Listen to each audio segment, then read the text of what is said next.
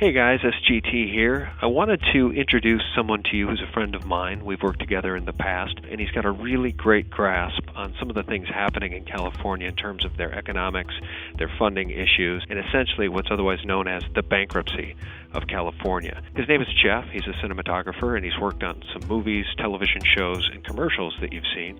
And Jeff, I just wanted to say thanks for joining us. It's a privilege to speak with you today. When we spent some time together recently on some work, we talked a little bit about the issues in California. I wanted to read you something, Jeff, just to get the ball rolling here. And this comes from Mike Krieger at KAM. I quote, "We have clearly entered the next stage in this tragic circus called the global monetary and financial system death spiral. The final stage comes when the system consumes itself as a result of its refusal to reform, and we are there now. The fact that most people are completely unaware of it or have such strong normalcy bias that they can't see what is directly in front of their faces is immaterial. It is here, it is irreversible, and it will unleash a cyclone of chaos and confusion that will leave many literally suspended in disbelief as the entire false paradigm most of humanity has lived under for their entire existence is washed away forever." Jeff, we talked a little bit about the normalcy bias and the fact that folks just seem not to be able to recognize how bad things have become fiscally for California. And the way California goes, so goes the rest of the country. Why don't we just get your perspective on what you see in California? We have a governor who absolutely refuses to deal with a lot of the labor union issues and to curb spending. And he's now coming back to the citizens of California asking for higher income tax and higher sales tax. Right now, the average income tax for California is 9.55%. That's on top of your federal income tax. And we just can't go any higher. And without, the government curbing their expenditures and trying to correct it on their end, they're asking for more revenue, which people in California just don't have. There's so many foreclosures here, so many jobs that are lost. Personally, I have 4 or 5 friends that are losing their houses. Brown has at least exposed the truth of the state budget, something that Arnold Schwarzenegger never did. And it wasn't until Brown, I think, started looking at the finances and he really saw what was going on in this state. Yeah, that's interesting. So he got in, and I think I did hear him say that it's worse than we thought. Oh, yeah. Yeah, I think he was in shock about what the reality of the state budget really was.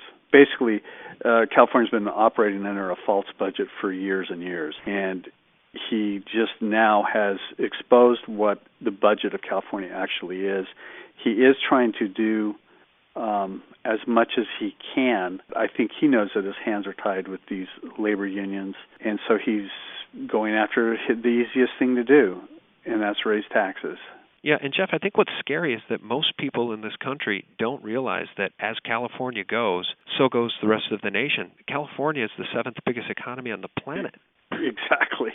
California, to me, represents another indicator of the writing on the wall of what's happening to our economy, not only in the United States, but worldwide.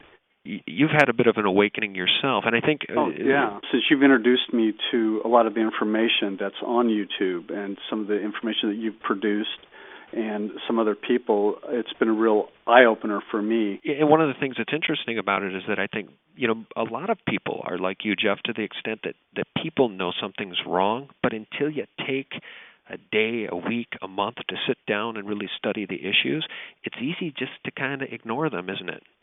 Well, it is, and I think that California kind of represents a lot of what people are doing with their own personal finances as well.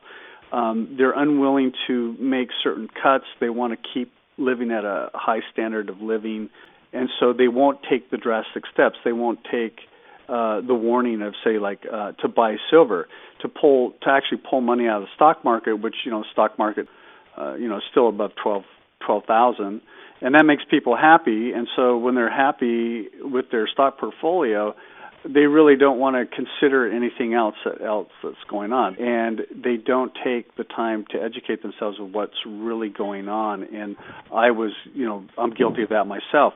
I knew that there were strange things going on, and I would get worried about the economy, but until I was really introduced to you and knowing what's going on with the manipulation of silver prices, it's like, what do I do? How do I protect myself? Because it seems like anything I do, I'm going to be stuck. In California, we love the state so much. It's like, it's so great to live here. It's like, how could this really affect us? How could this really happen to us? It's too good to happen to us, type of thing. And that's where I think the mentality of the people lies, not only in California but also the United States. It's like the United States is in our minds, is such a great country that how could it get that bad? Yeah. They don't want to believe it. And there's just too many writings on the wall. And since I've learned this and I've been sharing my ideas and opinions to people, of course, the first thing that people say is that you're a doomsday, activist or whatever. But when you start looking at what is going on in the financial world, not just within the United States, but worldwide, you've got countries that are bankrupting. You have food prices that are going crazy. You're having social disorder. Look at what's happening in Egypt, in Jordan, in Algeria, even in Yemen. Social unrest is really starting to become a reality. And when I was looking at what was happening in Egypt, I was just imagining what it's going to be like here in America when everything hits. I don't want to be in that position. I want to be in that position where I do have an option. And buying the silver is, I think, from what I've educated myself with in the last month, seems to be the way to go.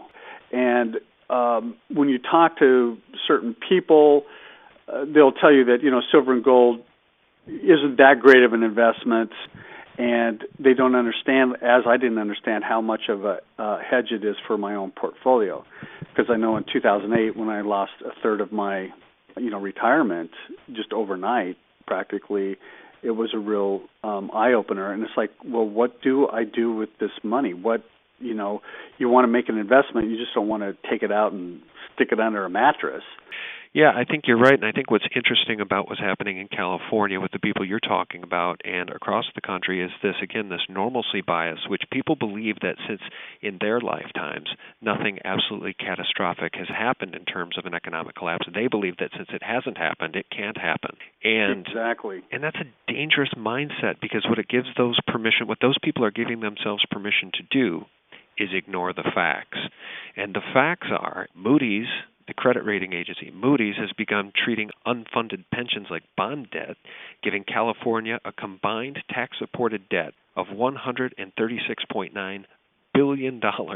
So those pensions that you're talking about, that's the 800-pound gorilla in the room, because one way or the other, it's going to bring down California if it's not addressed. And they can't address it just by raising taxes, can they, Jeff? They're just going to drive out healthy businesses. They're going to drive out entrepreneurs like yourself. They're going to send people to other states. Oh, most definitely. It's just getting ridiculous. And, it just saddens me that our local government, they cannot figure out anything else except just to raise taxes. They will not cut spending. The labor unions, the state employee federal unions, they control this state, and they control a lot of the politicians. And now we have a governor who actually, when he was governor 20 years ago, he's the one who allowed the state employees to form the unions. And so I don't think that is going to disappear anytime soon. Thanks for watching, guys. Click here for part 2.